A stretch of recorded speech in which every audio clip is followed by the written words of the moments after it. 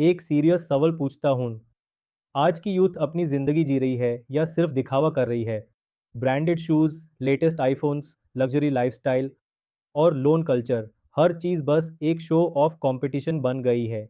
और सबसे डेंजरस बात यह है कि इस रेस में हम अपना फ्यूचर कॉम्प्रोमाइज़ कर रहे हैं। आज की वीडियो में हम बात करेंगे कि यूथ शो ऑफ की इस ट्रैप में क्यों फंस गई है, इसका साइकोलॉजी से क्या कनेक्शन है और इसका नुकसान लॉन्ग टर्म में कितना बड़ा है।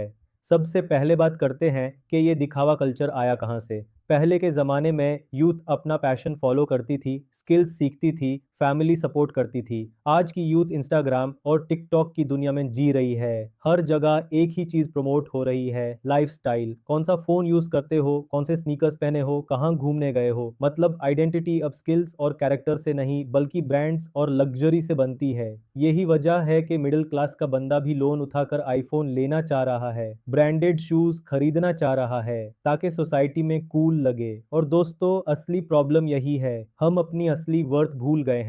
अब सवाल उठता है, यूथ को शो ऑफ की इतनी ज़रूरत क्यों महसूस होती है?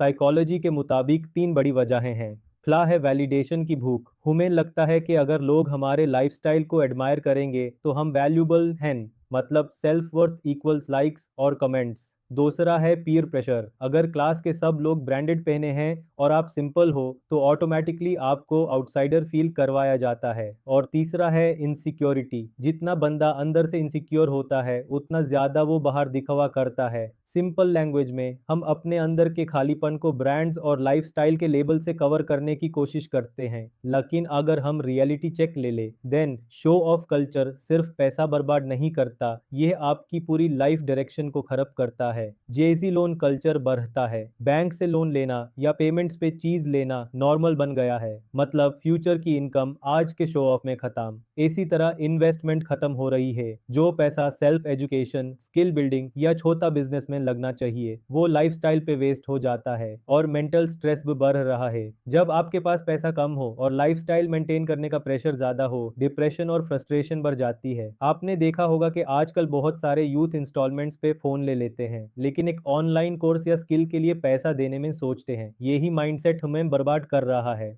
अगर हम इसको डिटेल से देख ले तो सबसे डेंजरस नुकसान ये है कि यूथ अपना प्राइम टाइम, जो ग्रोथ और स्किल्स का वक्त है, सिर्फ लाइफस्टाइल बनाने में लगा रही है। 8 बरस से 30 साल का टाइम सबसे वैल्यूबल होता है। इसमें आपको लर्निंग, नेटवर्किंग और रिस्क लेने चाहिए। लेकिन हम क्या कर रहे हैं? ब्रांडेड चीजें खरीदने की रेस, सेल्फी कल्चर और शो ऑफ पे टाइम वेस्ट करना। आज के 10 लाख फॉलोअर्स आपको कल की फाइनेंशियल फ्रीडम नहीं देंगे, लेकिन एक स्किल, एक स्मार्ट बिजनेस और एक स्ट्रॉन्ग माइंडसेट आपकी पूरी लाइफ बदल सकता है। अब ये प्रॉब्लम तो हमें समझ आ गई। अब सॉल्यूशन की बात करते हैं, कैसी हम इसको ठीक कर सकते हैं। इसके लिए हमें अपनी आइडेंटिटी रिसेट करनी होगी। अपनी वर्थ को ब्रांड से नहीं, स्किल से डिफाइन करना होगा। इसके साथ डिलेड ग्रेटिफिकेशन सीखना होगा। आज पैसा शो ऑफ पे मत लगाओ, कल के लिए इन्वेस्ट करो। और कंपैरिजन भी बैंड करना होगा। हर किसी की जर्नी अलग होती है, दूसरे को कॉपी करना बैंड करो। और स्मॉल लाइफस्टाइल के साथ बिग गोल्स सेट करने होंगे। सिंपल रहो लेकिन अपने गोल्स को बड़ा रखो। एक छोटा सा फॉर्मूला याद रखो, spend on growth not on show.